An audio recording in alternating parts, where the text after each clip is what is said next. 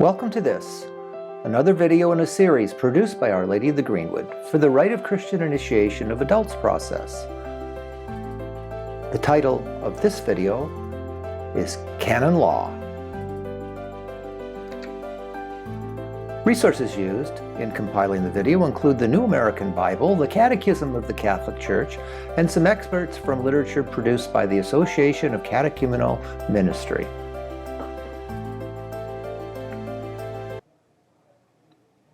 In short, canon has various instructional meanings. The laws of the Church includes precepts of divine laws and provides the basis for church discipline and dogma consistency.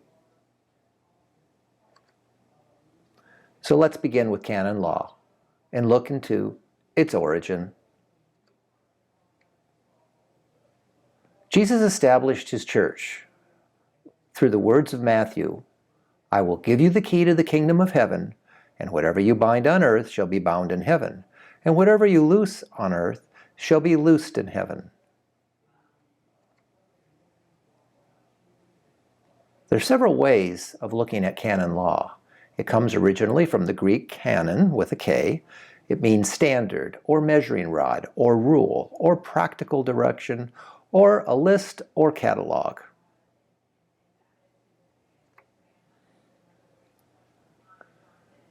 When you use the word canon, there are things like the canon of the Bible, which is the standard list of books, the canon or standard part of the Mass, which is about what doesn't change daily, and the canonization of saints means the names of those holy ones that may be included in the canon at Mass. There's a legacy of the Roman Empire link. As the Church became more influential part of the Roman Empire, canon became a term used by it exclusively. In the 4th century, the word canon was applied only to the laws of the Church, with civil laws being designated by another Greek term. Latin for canon is canon with a C, and canon law, as the term for church law, became common by the 12th century. Let's talk about canon versus ecclesiastical law. Canon law can reference some civil law issues, while ecclesiastical laws are those made solely by the church authorities. Now let's move on and talk about canon law elements. The basics. Canon law includes precepts of divine law and takes its authority from God, and many of the basic elements are found in the Gospels and other New Testament books of the Bible. Also, church tradition is included in the compilation of canon law. Canon law addresses the primacy of the papacy, threefold structure of holy orders, the indissolubility of marriage, the essential elements of worship, and many, many other topics. The focus of canon law is specifically addressed to the good order of the church and society, not to the conscience of the individual. As an example, in the case of marriage, canon law determines what is valid and invalid in marriage, while for the individual, the moral law determines whether a person has or has not committed a sin. Let's move on a bit now and talk about canon law and due process. It's about consistency. As a matter of discipline, canon law addresses administrative due process. There is a matter of justice and the expression of moral law. Sometimes the detail of the law's implementation can be changed.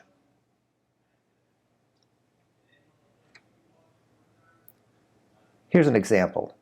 The Sunday Mass obligation established originally that Saturday evenings were not included as part of the Sunday Mass obligation. Now, a Mass Saturday evening does qualify as Sunday requirement. All of this happened inside canon law decisions. Canon law is made by bishops in communion with the Pope. Each law, that is canon, is derived from church councils are significantly important, and the Pope also has the power to make canon law and change it. The Roman Curia, the central administrative, legislative, and judicial body of the Church, can also draft laws for approval by the Pope. Let's look at the law's scope. Canon law was promulgated in 1983. It covers an enormous variety of subjects, everything necessary to manage the affairs of the Church with over 1 billion members. It has to do with the authority of the bishops, the organization of diocesan offices and their parishes, how sacraments are administered, the elements of the life of priests, nuns, and brothers in religious orders. Further, it talks about preaching and catechis, sacred places, churches, material property, administrative procedures. There is an intersection with civil law as well. The Church ensures it conforms to the civil laws of a locality regarding property and the like.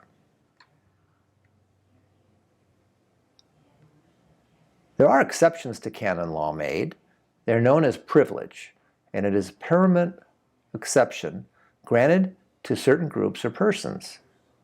Example is the customization of how holy days of obligation will be arranged and celebrated in a given region. Canon law is binding. It's an expression of moral law. Through the authority passed from Jesus to St. Peter, canon law is binding on all the faithful as an expression of moral law. Belonging to the Church means living within the canon law. And finally, canon law is a treasure in its scope, fairness, and humaneness that should be cherished by us all. That's it for the topic of canon law. Thank you for traveling us on a journey in faith for the rite of Christian initiation of adults at Our Lady of the Greenwood.